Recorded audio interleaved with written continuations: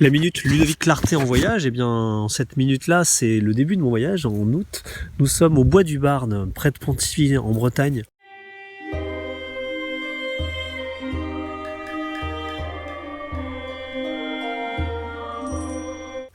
Et vraiment, c'est un endroit merveilleux. Je vous montre quelques photos. Voilà, je vous montre des photos où j'ai fait mon culte ici dans la forêt. C'était un camping ferme avec des poules, des cochons, des ânes, des poneys, de tout. Vraiment très freestyle. On peut vraiment se poser et c'est assez, comment dire, on aime bien dire papayou, c'est-à-dire avec un peu alternatif, avec des idées très ouvertes sur dans plein de domaines, très écolo, etc.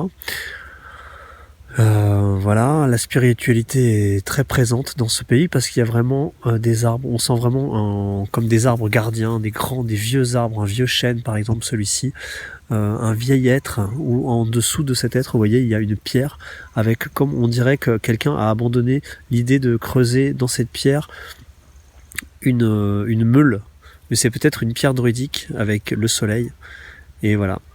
Méditation au pied de ce hêtre qui a plus de 600 ans, expérience assez étonnante. Beaucoup d'enfants, un feu de bois, un feu de camp permanent. Les enfants sont libres, ils sont là en ce moment, je les entends, ils sont dans la forêt derrière. On appelle ça le paradis des enfants. Et voilà, je voulais vous parler de cet endroit qui est super. J'aurais plein de choses à dire, mais la minute va dépasser de une demi-heure déjà.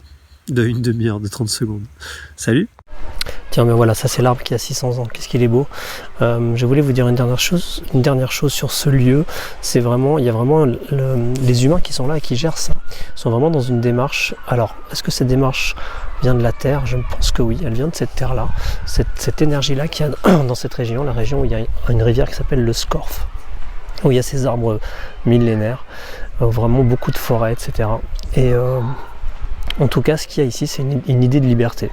Les gens, ici par exemple, voilà, personne n'a porté de masque pendant cette période où les gens portent des masques partout dans les villes et tout.